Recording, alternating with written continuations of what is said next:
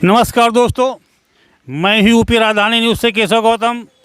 आज मैं मौजूद हूं बाराबंकी जनपद के जिला मुख्यालय गन्ना दफ्तर में।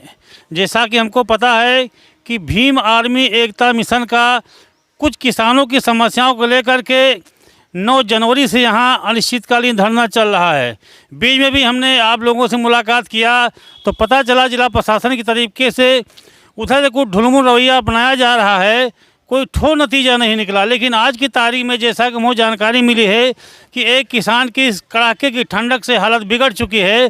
क्या होता है वो तो आगे की बात है, आइए हम जानकारी देते हैं। इस धरने का नेतृत्व कर रहे भीम आर्मी एकता मिशन के जिलाध्यक्ष एडवोकेट अभिनंदन सिंह जी से। सर, आप बताइए इस मामले में अब तक क्या प्रगति हुई है? असल में ये 9 तारीख से हमारा धरना चल रहा था। 12 तारीख को हम लोगों को मुख्यमंत्री के यहाँ जाना था और इसी की वजह से 11 तारीख को सारे लोग आ गए थे। यहाँ के लोकल एसडीएम आए थे, कोतवाल आए थे। सुबह सारे चीज़ों का अध्ययन किया, एडीएम से बात की, फिर शाम को तहसीलदार आए।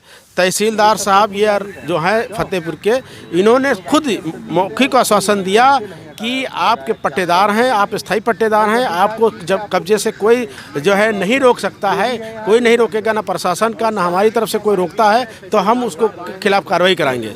ये हम आपको वीडियो क्लिप भी भेज देंगे, 7 मिनट का है। तो इसके बाद भी जो है इनके आश्वासन के बाद कहा कल जुतवाइए, तो हम 12 तारीख को इनके घर के लोग, बच्चे, औरतें और जो लोग थे सक्षम लोग, वो खेत को ट्रैक्टर लेके गए और लगभग 11 बजे 10 बजे गए। उसके बाद वहाँ से 100 नंबर पुलिस आ गई, विपक्ष ने बुला लिया। फिर तहसीलदार से बात हुई तो तहसीलदार ने कहा कि हाँ वो जो है पट्टेदार हैं, उनको जोतने दीजिए, वो किसान मालिक हैं। वो पुलिस वाले जो है वापस चले आए। 22-23 बीघा ज़मीन, क्योंकि पुलिस पहुंचते ही 2 ट्रैक्टर थे, एक ट्रैक्टर भाग गया, एक ट्रैक्टर ही बचा। ऐसी स्थिति में कोई जो है साथ देने वाला भी नहीं होता है। तो 20-22 बीघा बच गई, जोती गई होगी लगभग, और 30-40 बीघा ज़मीन और शेष रह गए। तो 6 बजे वहाँ के छेदा चौकी इंचार्ज और वहाँ थाना अध्यक्ष खाला मोहम्मदपुर दोनों लोग अपनी टीम के साथ गए और गांव में जो है डंडे लाठियाँ लहराते हुए कहा कि कोई भी खेत के पास जाएगा तो उसकी जो है चमार पासिया तुम्हारे गुप्तांग में जो है लाठी डाल के उल्टा टांग देंगे। तुम जो है सुबह था आदेश जोतने का, शाम को रोकने का है।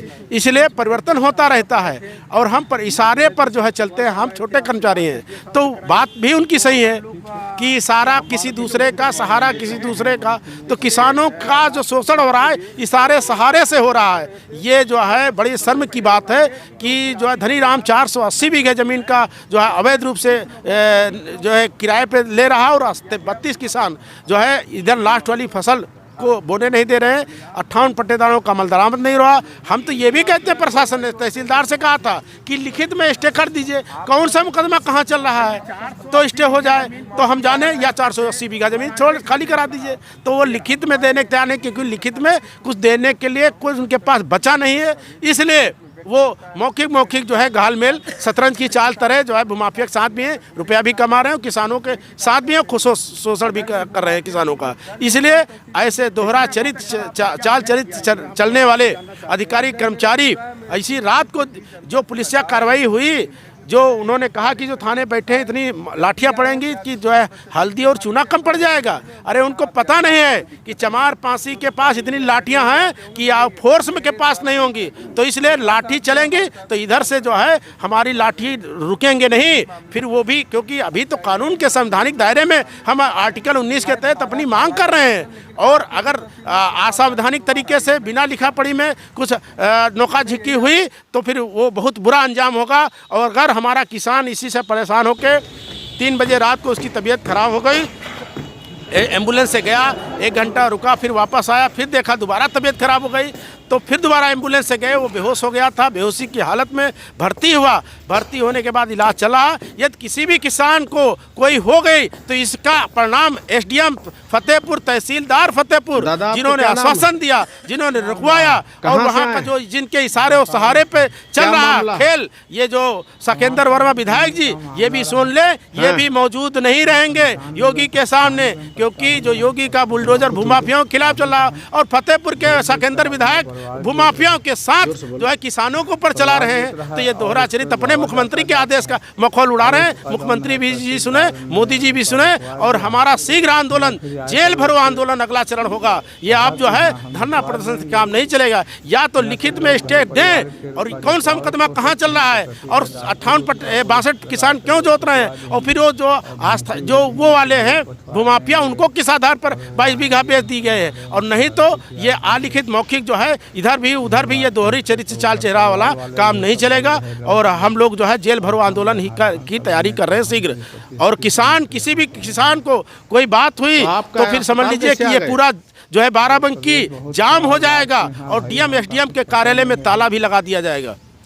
दोस्तों, जैसा कि आपने देखा, भीम आर्मी के लोगों में बहुत बड़ा आक्रोश हो चुका है और स्वाभाविक है कि अगर जिला प्रशासन किसानों को चुनौती देगा तो ये किसान वो किसान होते हैं कि धरती का सीना फाड़कर अनाज पैदा करने का काम करते हैं। अगर इनका हक कोई मारेगा तो हक मारने वाले के पेट में भी हाथ डाल करके अपना हक अधिकार लेने का काम करने के लिए हमेशा तैयार रहते हैं। जैसा कि आपका कहना है कि अभी हम लोग कानून के दायरे में रह करके बाबा के संविधान के हिसाब से काम कर रहे हैं। अगर सीधे तौर पे कोई भी अधिकारी या कर्मचारी छेड़छाड़ करने का काम करेगा तो हम लोग मर मिटने के लिए हमेशा तैयार है, तैयार रहेंगे। और अगली हमारी रणनीति यह जेल भरो आंदोलन रहेगी और बहुत ही बड़ा उग्र आंदोलन बाराबंकी जनपद में खड़ा हो सकता है। और सर क्या कहना चाहते हैं? तो तहसीलदार जब आए, देखिए एडीएम जेपी सिंह का 2006 में यह बिल्कुल स्पष्ट आदेश है कि जो है स्थायी पट्टेदार का नाम दर्ज किया जाए और जो है इनके जो वारिसान हैं उनके नाम दर्ज की जाए। और ये आदेश का भी मखौल उड़ा रहे हैं। खुद अपने एडीएम का आदेश है, छानबीन करके तहसील से रिपोर्ट मंगाई और ये जो मुकदमा निगरानी का चल रहा था कमिश्नरी में वो भी खारिज हो चुका है, क्योंकि सुप्रीम हाई कोर्ट के आदेश के आधार पर हम लोग जो है कोर्ट ऑफ कंटेम्प्ट करना चाह रहे थे। धरना आंदोलन देखा तो ये मुकदमा खारिज कर दिया। तो आज की डेट में कोई मुकदमा नहीं, सारी जमीन 24 साल से मालिक है, जायज मालिक है। एडीएम ने कहा, एसडीएम ने कहा, तहसीलदार ने कहा, लेकिन ये सब कागज देने के बाद भी इशारे पे काम कर रहे हैं बीजेपी नेता साकेंद्र विधायक जी के। तो माननीय विधायक जी से भी चाहेंगे कि आप भी किसान के बेटा हैं और जब सीलिंग एक्ट खत्म हुआ, गरीब किसानों को जमीन दी गई और आपके मुखिया गरीबों के साथ हैं और आपका भी आरक्षण खत्म हो रहा है। ओबीसी की नकल जो है 314 आईएएस रोक दिए गए, तो आपको दिखाई नहीं दे रहा माननीय विधायक जी? आपको 17,000 मास्टर रोक दिए गए, केवल आपके पास गाड़ी बंगला पेट्रोल पंप हो जाएगा तो का सारा ओबीसी खुशहाल हो जाएगा? तो इसलिए आप भी किसान के बेटे हैं, किसानों के साथ रहें और भूमाफियाओं के साथ ना जाएं। यही हमारा निवेदन माननीय विधायक जी से भी है। दोस्तों, जैसा कि आपने देखा कि आप लोगों के बताने के हिसाब से यहाँ का प्रशासन संविधान और कानून से नहीं बल्कि लोगों के इशारे से काम कर रहा है। और ये स्थिति ज़्यादा दिन तक चलने वाली नहीं होती है।